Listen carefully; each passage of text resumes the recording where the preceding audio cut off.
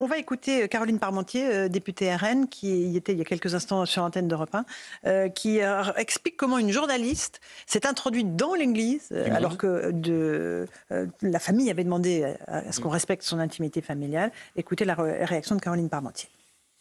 Le groupe de journalistes parisiens que nous avons croisé à ce moment-là, dans ce groupe de journalistes parisiens, il y avait la journaliste du Monde, grand reporter au Monde, et qui nous a bien sûr assuré là aussi qu'elle se comporterait parfaitement bien.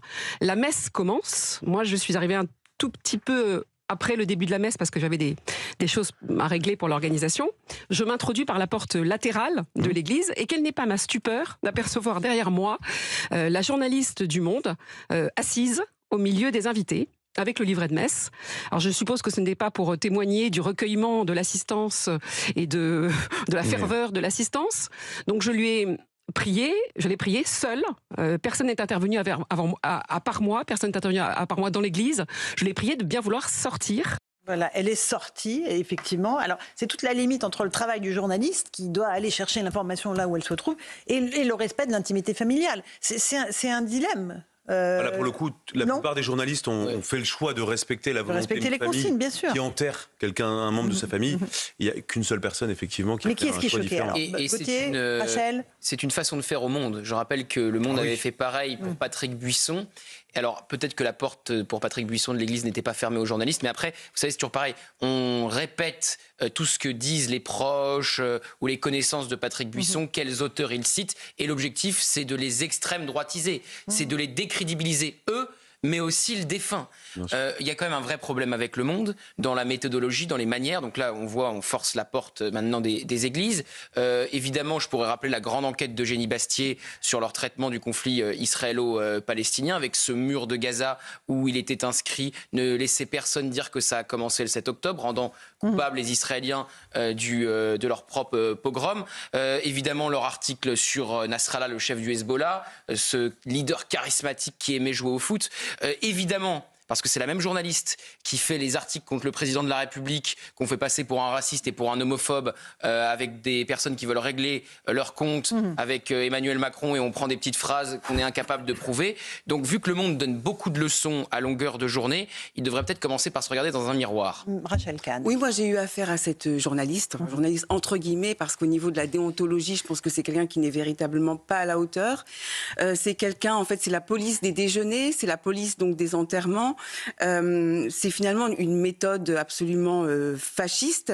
Moi, elle avait écrit un article, c'était après Racé, où j'avais... Votre livre ? Mon livre. Où j'avais rencontré Marine Le Pen. On était dans un cadre où on était une dizaine de personnes, etc. Donc elle a raconté, finalement on lit cet article, on a l'impression qu'on est les meilleurs amis du monde. Donc vous voyez, et effectivement la finalité c'est pour vous disqualifier, vous discréditer, vous humilier, vous tracer finalement un profil de vous absolument détestable, vous ostraciser. Donc finalement moi ce genre de personne, vous savez, c'est en fait on se rappelle même plus de son nom tellement elle est, parce que sa médiocrité n'a ainsi d'égal que son insignifiance, absolument. Joseph Massescaron, qu'est-ce que ça vous inspire ? Moi, ça m'inspire que depuis longtemps maintenant, et parfois même d'un certain nombre de journalistes extrêmement bien considérés au monde, en ont fait une spécialité, en ont même fait des livres sur ce sujet. C'est-à-dire que les enterrements, ils adorent les enterrements. Ils adorent les enterrements. Et en effet, voir qui faire les fiches, qui fait quoi, qui a serré la main à qui était près de qui, etc. Ils adorent les enterrements. Hein, vous connaissez l'expression célèbre, c'est l'homme qui rit dans les cimetières. Ben, Le Monde, c'est le journal qui écrit dans les cimetières. Terrible. Marc, j'ai envie de dire, quelle déchéance quand même pour Le Monde, qui était le journal de référence dans ma jeunesse, même un peu plus tard. C'était quand même la référence, et c'est quand même tombé bien bas. Que ça soit effectivement ce que dit Gauthier à l'instant, surtout tous ces exemples, il y en a de plus en plus, quasiment tous les jours. C'est quand même bien triste, donc je pense qu'il faut aujourd'hui peut-être repenser complètement la vision qu'on a de ce journal, et même d'un point de vue économique. Moi, je fais encore plus du tout d'interviews depuis des années d'ailleurs, puisqu'ils ont une volonté, c'est marqué politiquement, et donc évidemment le discours de bon sens économique, ça les intéresse pas. Donc toujours pareil, c'est malheureusement très orienté.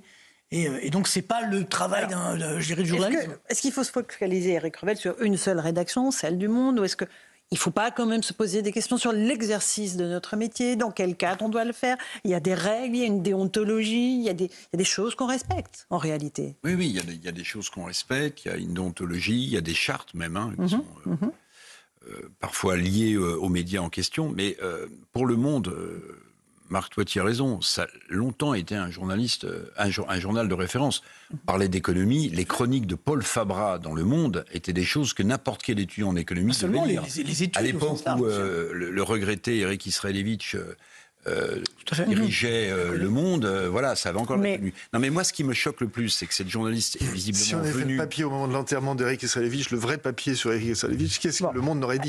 C'est encore autre chose. Allez, terminez, Eric, parce qu'il faut qu'on avance. Cette journaliste est venue juste pour faire des listes, pour essayer effectivement de dire, ah bah vous voyez, ils étaient présents, là, donc ils sont d'extrême droite, donc ils soutiennent ce qu'a dit Le Pen qui est dans le cercueil. Voilà. Enfin, j'exagère, mais non, c'est tout à fait ça. Mais ce qui me choque le plus, c'est que ce journal... Et en général, les journaux de gauche et les médias de gauche donnent à la terre entière des leçons de déontologie. Vous avez mal fait, vous êtes des rigolos, vous n'avez pas fait votre boulot. Nous accrochent des cibles dans le dos quand ça leur plaît. Vous accrochent des cibles, etc. Et là, aujourd'hui, le roi est nu, c'est-à-dire que Le Monde est devenu un journal de référence idéologique. Mais après, moi, je crois que ça résonne sur l'ensemble des journalistes. Je regardais le baromètre top 50 du JDD, Louis, qui a été publié il y a 15 jours. Dans les 50 personnalités préférées des Français, il y a toujours eu un journaliste. Quelqu'un de la télévision, évidemment. C'est vrai. C'est vrai. Vraiment, il y a toujours eu, je ne vais pas citer de nom, mais là, il n'y en a pas un seul. C'est-à-dire, les journalistes ne sont plus aimés. Non, mais il y a Français. plusieurs choses. Et c'est un vrai problème. Mais les gens journalistes n'ont pas confiance aux journalistes, premièrement. Je pense qu'il y a des icônes qui étaient vénérées. Et les gens découvrent qu'ils ont vénéré une icône qui avait une facette un peu plus sombre. Et puis je pense, troisièmement, voilà, il y a une contestation de tout. Et donc les gens s'accrochent un peu à leurs idoles. Je pense à Jean-Jacques Goldman. Enfin, il n'est pas journaliste, évidemment. Mais à des personnalités très discrètes. Oui, exactement. C'est toujours l'alpha et l'oméga de ce baromètre. C'est que le moins vous il y a quelques politiques. Non, mais ça, c'est dangereux. Ça veut dire qu'il y a un vrai problème de déontologie et d'image également, de sérieux, j'ai envie de dire. Moi, je vois par exemple les journalistes économiques américains notamment, ou anglo-saxons, ils sont tous des doctorants en économie.